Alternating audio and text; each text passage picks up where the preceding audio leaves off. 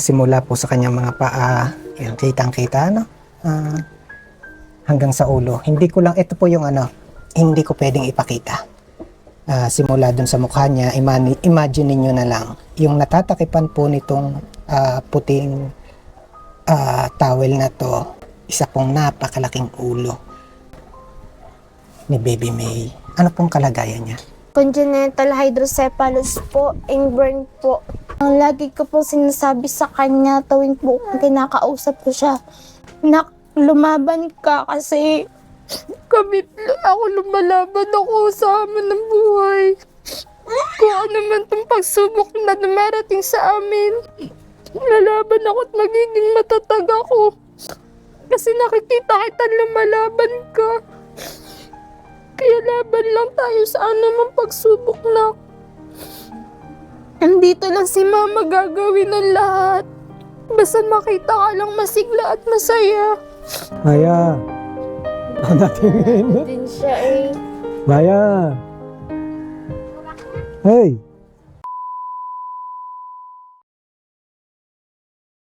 Hello po. Kilala mo na ako. Opo. Pero magpapakilala pa rin ako ng formal na. Siyempre. Ako ay si Kuya Benji. I'm from Batangas City. Okay. Isa akong charity vlogger. Ang layunin ko yung makatulong sa ating mga kababayan. Pero hindi ako natulong ha. Opo. Yung mga kababayan natin. Opo. Ako ay tulay lang. Anong pangalan mo muna? Ako po si Joanna Marie Saide po. Joanna Marie Saide. Opo. Ate Joanna Marie Saide. Sumasang-ayon ka na makuna na inyong kalagayan. Opo. Ito rin naman po talaga yung matagal ko na pong pinagdadasal since dumating po si baby sa amin. Kasi nga po yung buhay po namin napakahirap po talaga. Si Ate Joanna ba ilang taon na? 30 po. Ilan na anak nyo? 4 po. Marami na. Ilan? Nasaan sila?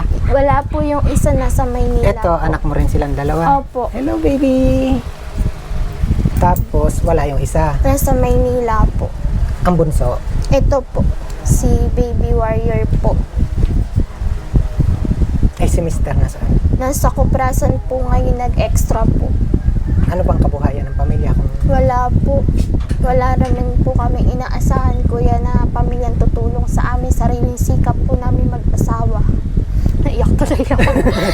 Ito po, ganito po talaga kasi sobrang na din po. Sobrang sa totoo lang po maraming dinadala pero pinipilit ko pong maging masaya at maging matatag para po sa pamilya ko.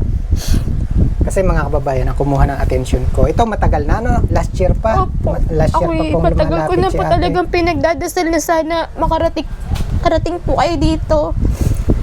Tinabi po kasi sa akin ni Sir, sino po ba yung vlogger na yun na taga Cavite? Kayod Marie. Oh, si Sir Kayod Marie, sabi po niya, i-try ko daw pong mag-message sa inyo kasi once daw po na message ko kahit napansin niyo ako, hindi niyo daw po kami iiwan hanggang dulo. Kaya sabi ko, hindi totoo yun. kaya sabi ko, talaga po ba kaya? Sabi ko po, i-message ko kayo. Yun nga po, nagbabaka sakali po talaga ako na Kasi mapansin niyo po. nakadepende yan sa mga kababayan natin. Tsaka talaga rin po, syempre, iniisip ko rin po kaya hindi kami basta-basta napapansin kasi marami din po talaga kayo syempre At natutulungan. masyadong malayo. Anong Opo. lugar to exactly? Lucena po. Sentro na po to ng Quezon daw, sabi ng asawa ko Barangay Kota, Lucena Lucena City. City. Opo. Yan, mga kababayan, ito yung kumuha na atensyon natin. Matagal na po ito. Anong pangalan ni baby? Bishana May Arcega po. Bishana? Opo. Ayan. Simula po sa kanyang mga paa, yan, kitang-kita, no? Hanggang sa ulo. Hindi ko lang, ito po yung hindi ko pwedeng ipakita. Simula dun sa mukha niya, imagine niyo na lang, yung natatakipan po nitong puting towel na to, part pa rin po ito ng ulo ni baby. Ano nga po Opo. pangalan ni baby? Bishana May po. Bishana. May. May na lang. Opo. Yan, ni Baby May. Isa pong napakalaking ulo ni Baby May. Ano pong kalagayan niya? Congenital hydrocephalus po, inborn po. Ano po yun, nung nasa tiyan ko pa lang po siya, malaki na po talaga yung ulo niya. Kaya po, nung pinanganak ko siya, yun na po siya.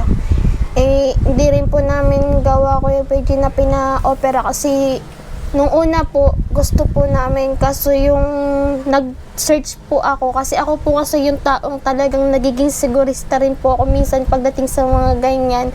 Nag-search po ako kung ano po yung pwedeng gawin sa kanyang procedure. Then nakita ko po na lalagyan nga po siya ng tubo diretso sa tiyan. Nakita ko po sa ng picture. Tapos pinaliwanag din po sa amin ng doktor dito sa Memorial po na ganun nga po yung mangyayari. Then di po kami dinala pa po namin siya sa Maynila sa PCMC po, pina-check up namin siya. Doon po pinaliwanag lahat sa amin ng neurosurgeon na hindi naman daw po din lahat ng nagkakaroon ng ganyan na ooperahan ay may 50% na maging normal siya or lumiit yung ulo niya. Meron pa din po na matatanggal lang yung tubig sa ulo niya pero malaki pa rin po yung ulo. Ay, sa case po ni Baby May, anong sitwasyon ng kanya? Ano naman po, yung ulo lang po talaga niya is may tubig po talaga. Yun lang po ang kanyang karamdaman na meron siya. Eh, dun sa pagpapagamot, ano yung kinakailangan ni Baby? Ang tangi po talagang nire-recommend sa amin ng doktor kahit po dito sa Mount Carmel po, pina-check up namin siya last January po, opera nga po. Pero sabi po sa amin ng doktor na sa amin pa rin naman daw pong magulang yung desisyon kung ano po talaga yung magiging desisyon namin. Lagi pong ganun din po yung pinapaliwanag sa amin. Marami po kasi akong ng mga bata, sir, na yung iba po nakakasurvive, yung iba po hindi. Kaya sabi ko po, di po bali mahirapan ako sa pag-aalaga, hindi ko lang po isasakripisyo yung buhay ng anak ko. Masiguro ko lang po naligtas siya, nakikita ko siya po na ganyan, malusog po siya, masigla, nakakausap ko siya kahit papaano, nakakangiti siya. Kaysa po dun sa mga na-ooperahan, makikita niyo po yung kalagayan. Itong katawan niya na, ano siya, sadyang hindi naman manas, mataba Hindi lang po, talaga. mataba. Payat po siya, Kuya Benji, nung pinanganak ko po siya. Ito po ang picture niya nung pinanganak ko siya. Maliit po talaga siya. Hindi namin akalain na tataba siya ng ganyan. Anong edad na ba ni Baby ngayon? Mag 1 year old na po siya ngayong katapusan po. Magbe-birthday? Opo, yun po talaga dun yung pinipray namin na sana may gamitin si Lord na tao na makakaano sa amin kasi nga po magbe-birthday na po siya. Maya. Maya. Ay, naririnig ako. Opo, pag nakakarinig Narinig po ako. siya, Maya. nagre-respond Bibi. siya. Nangiti. Hoy, Maya. Nagre-respond po siya. Ayan po ang katawan niya nung Maliit nga siya. Opo, ayan po siya. Kailan nag-umpisa yung kanyang karamdaman? Nasa tiyan ko pa lang po siya, meron na po talaga siyang yung ulo niya. Ay, yung paglaki ng ulo niya, kailan nag-umpisa? Ano po, 1 month, ganyan po, maliit pa siya hanggang sa nagwa 1 month po siya. Doon ko po namomonitor na lumalaki talaga yung ulo niya. Tapos hanggang sa nung 1 month po na pumunta po kami sa PCMC, medyo mabilis din po yung paglaki ng ulo niya. Umabot na po siya ng 62. Ngayon, anong size na ulo? Nung last January po pa-check up namin, 78 na lang. 78 po. Pero sabi nga po sa amin, parang bumagal po yung niya kasi Ibig sabihin, yung nakikita natin ngayon, posibleng anong size ngayon ang ulo ni Baby? hindi ko lang po pero 78 po ang sa amin nung last check up niya ng January. Itong January lang? Opo, 78? Opo, 78 po. Di posibleng more or less, nandun pa rin sa size Opo, kasi parang bumagal po siya, kuya. Kasi biruin mo po sa loob ng 9 months ay ng 10 months bumagal siya, so 78 samantala ng 1 month siya 62 lang Doon po. sa kalagayan ni Baby May ngayon, kung halimbawang mabibigyan ka ng pagkakataon na manawagan, ano yung kailangan ni Baby? Ang talaga pong lagi ko po lang ang pinagdadasal, kuya, yung halimbawa may tutulong man po sa amin. Ang gusto ko lang po talaga sa kanya yung araw-araw po na pangangailangan niya, gatas at diaper po, vitamins, at yung iba po pong gamit niya kasi ang hirap po namin suportahan, kuya, pa-extra lang po yung trabaho ng asawa Meron ko. ba siya mga maintenance na gamot? Meron po siyang pinapainom ngayon para po dun sa pressure ng tubig sa ulo niya, tsaka yung cream po na, kasi may sugat po siya na ganyan to kalaki sa ulo niya. So ayun po yung pinaka sa kanya. Anong gatas niya? Nestogen po. Yun po yung ano niya, kailangan po talaga niya sa araw-araw kasi tulad po malakas din po siyang tumedi kaya lumubo din po yung katawan niya. Yun lang po yung tanging kailangan talaga niya araw-araw. Kung kami man po ipapala rin na may tutulong po, ayun naman po talaga lagi kong dinadasal. Hindi po para sa amin, para lang po kay baby. Kasi ang hirap po eh. Ang hirap po i-survive. Kakausapin mo si Baby May ngayon. Halimbawa, naiintindihan ka niya, narinig ka. Anong gusto sabihin mo kay Baby? Ang lagi ko po sinasabi sa kanya, tuwing po kinakausap ko siya, nak, lumaban ka kasi ako lumalaban ako sa amin ng buhay. Kung ano man itong pagsubok na dumarating sa amin, lalaban ako at magiging matatag ako. Kasi nakikita kita lumalaban ka. Kaya laban lang tayo sa anumang pagsubok na. Andito lang si Mama gagawin ng lahat. Basta makita ka lang masigla at masaya. Yun lang po talaga yung lagi kong sinasabi sa kanya. Tuwing ko po siyang kinakausap. Yun po yung lagi kong sinasabi sa kanya na anumang pagsubok dumating sa buhay natin, laban lang. Kasi nakikita kitang lumalaban ka, magiging matatag ako. Baby May. Baby.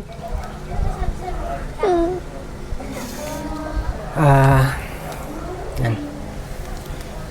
Kilala mo na naman si Kuya Benji, ano? Opo. Wala naman talaga ako na itutulong. Opo naman po. Mga kababayan, no? This time, kasi wala naman talaga ako, ano? Napunta si Kuya Benji katawan lang. Opo. Sa mga nais po magpaabot ng pagmamahal para po kay Baby May, again, kung magsesend kayo dun sa ating account, isang maigsing message for Baby May, yun ay para alam ko kung may matanggap mo. Kung meron man po ako matanggap, yun po ay para sa kanila. And then, para dun sa inquiries, kung nais nyo pong makausap directly yung parent po ni Baby, yan, i-message nyo lang po ako.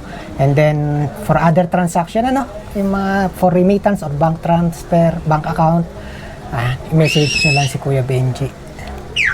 Kahit malayo ito, willing akong bumalik para dun sa part 2, part 3. Hopefully, magbilang tayo ng maraming part, ano? Opo. Para palagi nating makita si Baby. Baby May! Bebe, kinakausap ikaw. Yan, di pansamantala, basta dasal, ano? Opo, Kasi always naman po talaga. para maraming makatulong. Ito po talagang pagpunta niya, di ko po ini-expect to. Totoo lang po. Kagabi po si Baby nakaganyan po siya 2:00 ng madaling araw. Sabi ko sa kanya, nak, nagdadasal ka? Anong pinagpipray mo? Sabi ko, sige, dasal ka lang kasi malapit na yung birthday mo. Malay mo, may gamitin si Lord na pumunta sa atin or biglang may Kailan mag-chat. eksakto ang birthday niya? 31 po. March 31. Opo. Sabay po sana namin na din siya pabibinyagan, kuya, para po mairaos talaga siya kasi hindi naman po sa nag-ano, syempre nagiging handa lang din po ako kung ano po yung pwedeng mangyari. At least po nakaraos po yung baby ko. Pero pansamantala, ito yung pa-birthday ni Ma'am Charity. Wow, thank you po. Thank you Galing po. kay Ma'am Charity. Thank you po. Maraming salamat po. Napakalaking tulong po nito. May pambili na po ako ng gatas nga. Thank you po. Sakto, wala na rin po siyang gatas talaga at diaper po. Salamat po talaga. Maraming salamat. Baby, may gatas ka na. Makakapunta na si Mama ng bayan mamaya. Again, maraming salamat po kay Ma'am Charity. Kay Ma'am Charity. Yan daw yung tira pa nung panggas daw natin. May gasolina pa naman ako pauwi ng Batangas. Ang layo pa naman ni Kuya. Salamat Kilala mo na naman si Ma'am Charity, ano? Siya, Sino po? si Ma'am Charity, siya yung ating lagi kong binabanggit. Isa sa lagi kong nababanggit, siya yung ating anonymous sponsor from Vienna, Austria. Opo. Kaya ako'y nakarating din dito ngayon, bagamat malayo, ayan, sa tulong ni Ma'am Charity. Kaya ayun mga kababayan, para higit po nating, para mas marami tayong matulungan, Apo. Please support nyo po si Kuya Benji, please support our mission, and then this time, para matulungan po natin si Baby May, para mas maraming makakita, at yung possibility na mayroong marami ring makatulong kay Baby May, mga kababayan. Naglalambing ako na may napakaraming pakiusap. Ano ba? Mula dito sa Lucena City. Opo, Lucena po. Mga kababayan, please share this video po. Maraming salamat po talaga. Lalo na po kay Lord. Gumawa na naman po siya ng way para meron na naman po makatulong sa anak ko. Maraming salamat po talaga. Always po ako nagpipray. Hindi ko akalain itong blessing na to. Thank you po. Maraming salamat po. Halos 1 taon na, no? Akala ko nawawala na po talaga ako ng pag-asa, kuya. Sa totoo lang po. Pero hindi pa rin po ako bumibitaw. Minsan lang po, hindi ko lang po ako makapag-join sa live nyo kasi talaga pong madalas walang load. Tapos di ko po ma-view minsan yung kahit makapag-comment po ako. Pero patuloy pa rin po akong umaasa. Minsan iisip ko na lang, siguro para sa amin yung tulong na yun, kusa siyang darating. Sabi ko, kung hindi, salamat pa rin. At least nag-try ako. Kaya eto na po yung sagot ni Lord sa prayer naming mag-ina mula pa kagabi hanggang madaling araw. Na anak yung prayer mo. Hindi ko man alam kung ano man yung iniisip mo kagabing nakatitig talaga siya sa taas na hawak-hawak, nakaganyan yung kamay niya. Sabi ko, sige, pray ka lang, nak. At sana maraming makapansin din kay Baby. Sana po. Maraming salamat po talaga, Kuya Benji. Binigyan niyo po ako ng pansin. Thank you po.